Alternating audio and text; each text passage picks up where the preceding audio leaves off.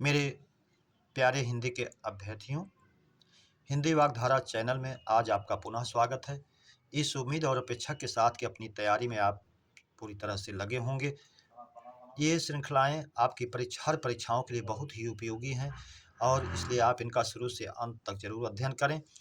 आइए हम लोग आज अपने अगली श्रृंखला के पहले प्रश्न की शुरुआत करते हैं। रचना के आधार पर वाक्य भेद है।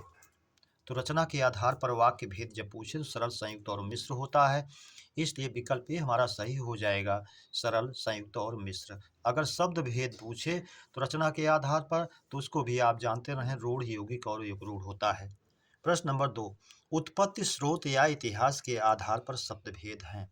तो उत्पत्ति, स्रोत या इतिहास के आधार पर आप जानते हैं आपके 4 भेद मुख्य हैं और वही 4 आपको मानना चाहिए, परीक्षाओं में पूछता भी है।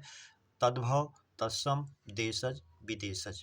तो आप उसको भी जानते रहें, तो इसके आधार पर पूछ रहा है, इसलिए विकल्प ए हमारा सही हो जाएगा।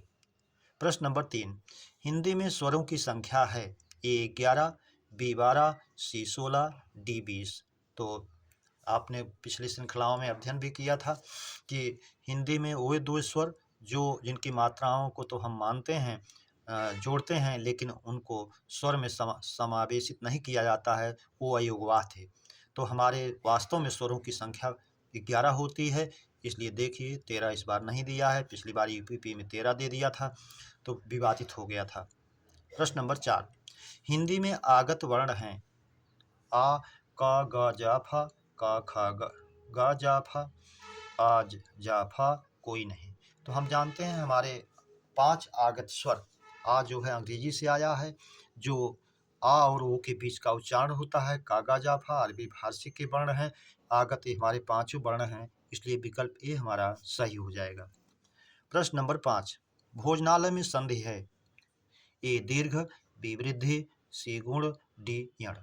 तो भोजन प्लस आलय, जहाँ भोजन का भंडार है, दीर्घ स्वर संधि हो गई, विकल्प ए सही हो जाएगा हमारा, दीर्घ स्वर संधि। प्रश्न नंबर 6, नींबू का तत्सम है, निम्ब, निम्ब, नींव, निम्बक। तो नींबू का तत्सम जो है निम्बक होगा, विकल्प डी हमारा सही हो जाएगा। अगर नीम होता तो निम्ब होता, और निम्ब जब होता तो ये भी सही था, ये भी सही था, लेकिन नींबू का पूछा है, निम्बक होगा। प्रश्न नंबर 7, जब 2 प्रधान वाक्य किसी समुच्चक बोधक अव्यय से जुड़ा रहता है तो वह वाक्य है, सरल वाक्य, संयुक्त वाक्य, मिश्र वाक्य, कोई नहीं। तो जैसे कहता है इसका उदाहरण कि राम आया और श्याम गया, तो दोनों प्रधान वाक्य हैं और समुच्चय बोधक अव्यय से जुड़े हैं, तो संयुक्त वाक्य हो जाते हैं, इसलिए विकल्प भी हमारा सही हो जाएगा, संयुक्त वाक्य। प्रश्न नंबर 8, रोटी का तत्सम है, ए रोटिका, बी रोटीय, सी रोटीय, डी कोई नहीं। तो रोटी का तत्सम हम जानते हैं रोटिका होता है, इसलिए पहला विकल्प हमारा ए ही सही हो जाएगा, और रोटिका।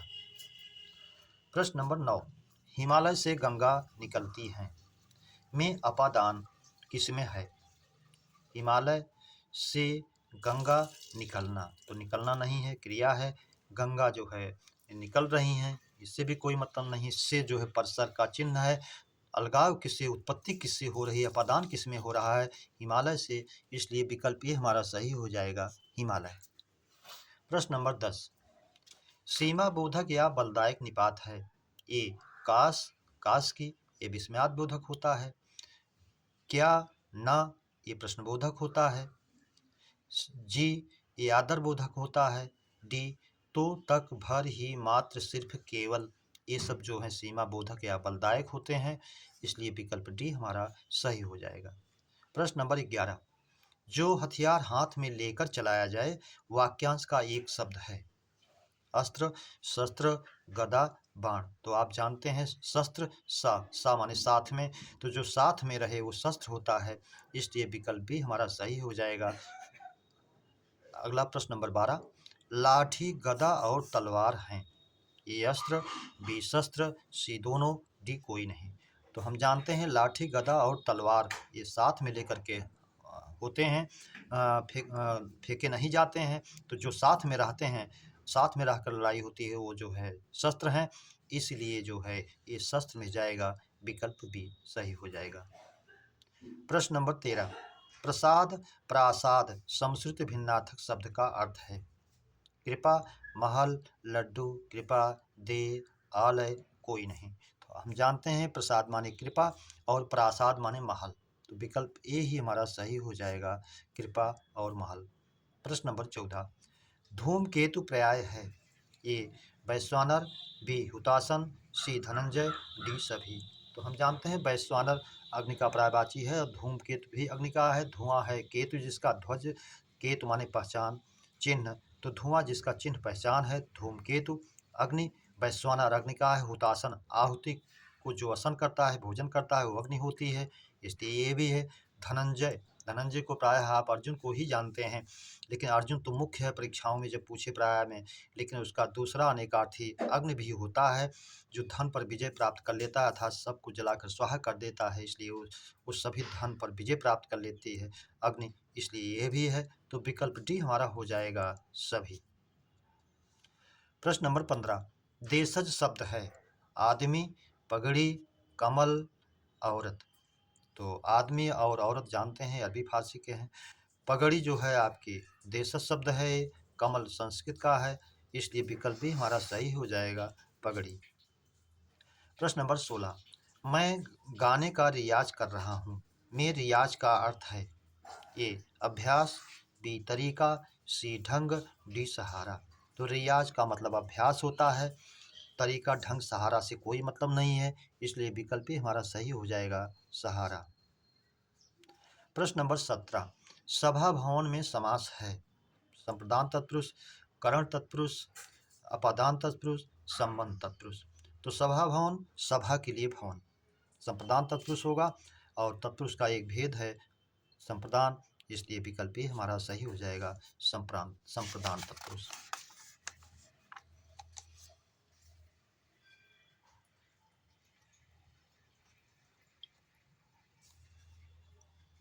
प्रश्न नंबर 18, घोड़े से गिरते ही घुड़सवार बेहोश हो गया, में क्रिया है।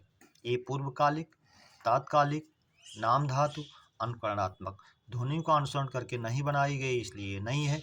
नाम धातु, ये संज्ञा सर्वनाम विशेषण से नहीं बनाई गई है क्रिया, इसलिए ये भी नहीं है।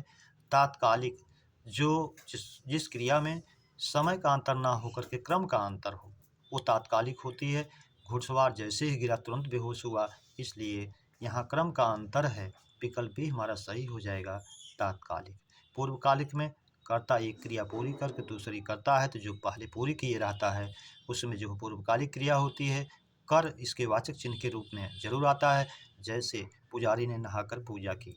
प्रश्न नंबर 19, कार्य करने की इच्छा करना वाक्यांश का एक शब्द है। चिकीर्षा, शिश्रिक्षा, शिशिक्षा, दिदृक्षा।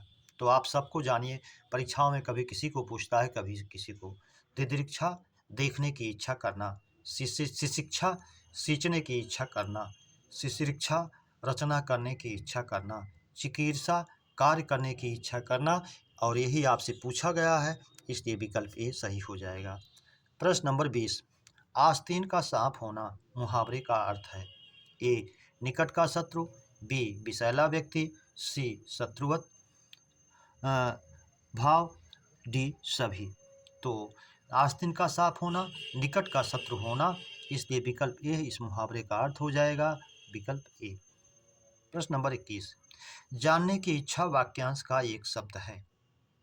जिज्ञासा है, गीप्सा इसी जिज्ञासा का अपर रूप है।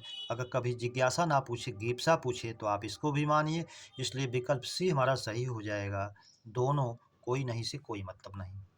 प्रश्न नंबर 22, चूहा बिल से निकला में कारक है। ए संप्रदान, बी अपादान, सी करण, डी संबंध। तो यहाँ चूहा बिल से निकल रहा है, अलगाव हो रहा है, दूरी हो रही है, इसलिए अपादान होगा, विकल्प सी बी हमारा सही हो जाएगा, अपादान। घुड़सवार घोड़े से गिरा, चूहा बिल से निकला, बिल्ली छत से कूदी, और आपका एक पॉपुलर हमेशा कभी पुराना नहीं हो रहा है, जो बार बार घुमाकर पूछता है, पेड़ से पत्ता गिरता है, इन वाक्यों को आप जानते रहें। प्रश्न नंबर 23, काबिली घोड़ा में संज्ञा है। ए व्यक्तिवाचक, बी जातिवाचक, सी भाववाचक, डी समूहवाचक। अगर घोड़ा कहता तो समूहवाचक होता, लेकिन पर्टिकुलर घोड़े को कह रहा है, काबुली घोड़ा, काबुल का घोड़ा, तो जो है व्यक्तिवाचक में जाएगा, इसलिए विकल्प ए हमारा सही हो जाएगा, व्यक्तिवाचक। प्रश्न नंबर 24, वह क्या चाहता है में सर्वनाम है, संबंधवाचक, प्रश्नवाचक, निजवाचक, पुरुषवाचक। तो रेखांकित में पूछ रहा है क्या है, उसमें क्या आया है, प्रश्नवाचक चिन्ह भी लगा है, और हम जानते हैं कौन और क्या। सर्वनाम के 6 भेदों में एक भेद है प्रश्नवाचक सर्वनाम, तो विकल्प बी में जाएगा हमारा प्रश्नवाचक सर्वनाम। प्रश्न नंबर 25, शिष्ट का विलोम है अशिष्ट, अवशिष्ट, निकृष्ट, विशिष्ट। तो निकृष्ट, विशिष्ट, विशिष्ट माने विशेष, तो इसका हो जाएगा सामान्य विलोम, ये नहीं है। निकृष्ट माने सबसे निचली कोटि का, इसका उत्कृष्ट होता तो सही होता। अवशिष्ट माने बचा हुआ, बचा हुआ का अगर ये संपूर्ण होता अशेष, तो ये भी जो है विलोम होता, अशेष का अवशिष्ट। अब आप जानते रहिए अवशिष्ट का विलोम अशेष होता है, संपूर्ण, अशेष का अर्थ है संपूर्ण, तो शिष्ट का विलोम अशिष्ट होगा, इसलिए विकल्प ए हमारा सही हो जाएगा। प्रश्न नंबर 26, संधान का मूल भाव है, यानी मूल अर्थ है। संधान का अर्थ बाण तो होता है, लेकिन किस बाण के भाव में यह प्रयोग किया जाता है संधान, ये भी आप जानिए।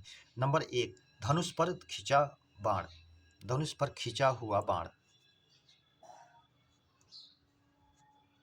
अर्थात जिस बाण से निशाना लिया गया हो। बी, सर, ये भी बाण का है। नाराज, ये भी बाण है।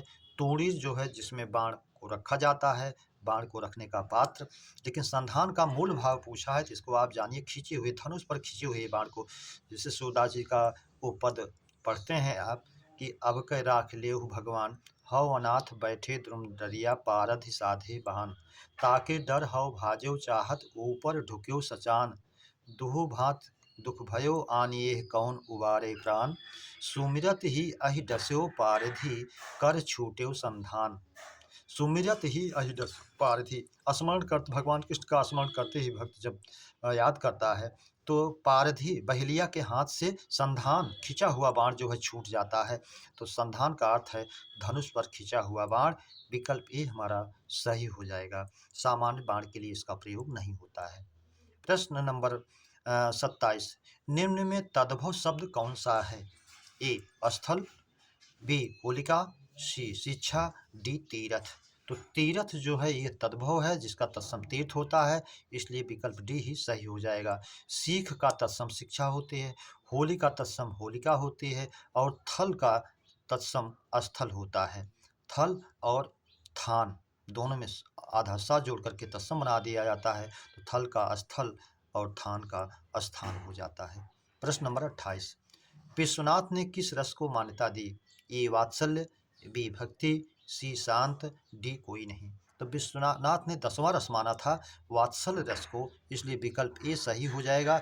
11वें रस भक्ति को रूप गोस्वामी ने मान्यता दी थी, और मम्मट ने 9वें रस को मान्यता दी थी, वो शांत रस था। तो अन्य को भी आप जानते रहें, शांत रस को मम्मट ने मान्यता दी, भक्ति को रूप गोस्वामी ने मान्यता दी, वात्सल्य को आचार्य विश्वनाथ ने मान्यता दी। आप तीनों को अन्य भी जानते रहिए, और शेष 8 रस को भरत मुनि ने मान्यता दिया था अपने नाट्य शास्त्र में।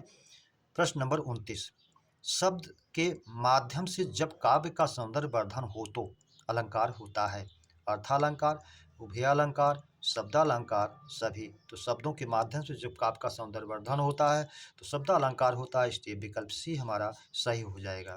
प्रश्न नंबर 30, आशु का शाब्दिक अर्थ है, ए शीघ्र, बी विलंब, सी चिर, डी अचिर। तो आज का अर्थ जो है शीघ्र होता है, जैसे आप कहते हैं जो जल्दी संतुष्ट हो जाए, भगवान शंकर के लिए आशुतोष कहते हैं। जो टंकण का कार्य शीघ्र करे उसको आप लिपिक कहते हैं। आप जो बहुत तेजी से जाए उसको आशु गमन करने वाला बाण कहते हैं आप। तो इसलिए आशु का शाब्दिक अर्थ होगा शीघ्र। प्रश्न नंबर 31, आशु को पर्याय है बाण, सर, नाराज, सभी। आशु माने शीघ्र, अभी आपने चर्चा भी किया, शीघ्र से गा माने गमन करने वाला, जहाँ भी गा आए उसका गमन करने के भाव में आप लें। आशु शीघ्र गमन करने वाला, अर्थात धनुष पर बाण जो होता है शीघ्र गमन करता है छोड़ने पर, इसलिए बाण का पर्यायवाची है, ये बाण है, सर बाण है, नाराज बाण है, इसलिए विकल्प डी हमारा सही हो जाएगा, सभी। प्रश्न नंबर 32, अशुद्ध तद्भव तत्सम युग्म है। ये आंवला जिसका आमलक होता है, सही है। कहार का अस्कंधवार, ये भी सही है। नाई का नापित, ये भी सही है। डी, लोहार का लोहाकार अशुद्ध है। अगर ये लौहकार होता तो शुद्ध होता, इसलिए विकल्प डी हमारा अशुद्ध है।